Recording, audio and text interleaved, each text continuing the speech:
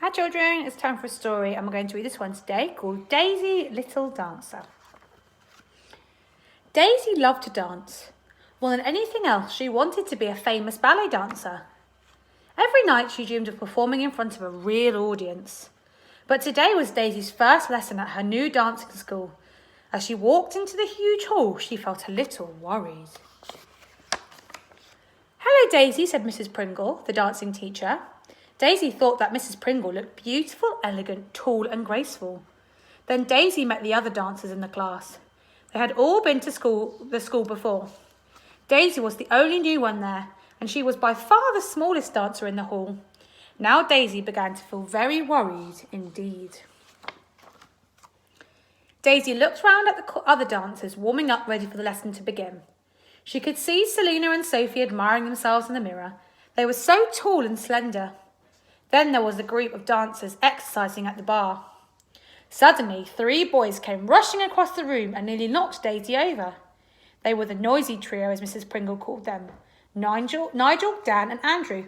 "Whoops! Sorry," Nigel said to Daisy. "You're so small, we didn't see you." "Listen now, everyone," called Mrs. Pringle. "This summer I would like the class to perform the Silver Swan, and you will all take part." Everyone cheered. They had all heard of the Silver Swan. The costumes were great and the music was brilliant with lots of drums, trumpets and tinkling chimes. Daisy wasn't sure what it was, but she felt excited all the same. "This morning," said Mrs. Pringle, "I should like to choose who will play which part. We will start with the trees. Listen to the music for the wind in the trees and watch carefully." Mrs. Pringle waved her arms and danced on the spot. She looked just like a beautiful tree swaying in the breeze. Swish, swish, swish. "Now it's your turn," said Mrs. Pringle.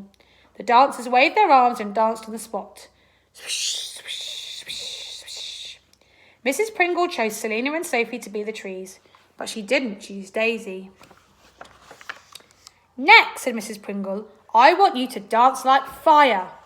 Listen to the music for the flames and watch carefully."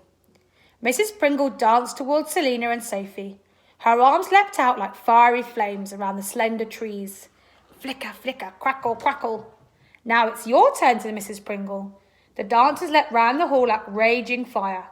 Flicker, flicker, crackle, crackle. "Very good," said Mrs. Pringle, and she chose the noisy trio to be the flames. But she didn't choose Daisy. "Now," called Mrs. Pringle, tapping her stick for attention, "I want you to pretend to be woodland creatures running away from the flames. Listen to the music for the creatures running and watch carefully." Mrs. Pringle ran away from the noisy trio like a frightened animal. Swish, swish, scamper, scamper. "Now it's your turn," she said. Everyone danced their very best. Swish, swish, scamper, scamper. Mrs. Pringle chose the rest of the dancers to be the woodland creatures, but she didn't choose Daisy. Daisy was the only dancer without a part. She wanted to cry. "Now," said Mrs. Pringle, "I would usually choose an older dancer for the star role, but this year I've decided to do something a little different. The Silver Swan will fly across the stage on dancers' ropes. For this, we need the smallest and lightest dancer in the school." Everyone looked at Daisy. "I know this is your very first lesson, Daisy," Mrs. Pringle said, "but I wonder if you would like to be the Silver Swan." Daisy was thrilled. "Me!" she gasped. "Oh, Mrs. Pringle, I'd love to." So the ropes were tied round Daisy's waist and she swept across the stage. Daisy's class practiced really hard that summer. At the end of the term, they put on a special performance of the Silver Swan, and everyone came to see it. The curtain rose and the musicians began to play. Swish, swish, swish, swish.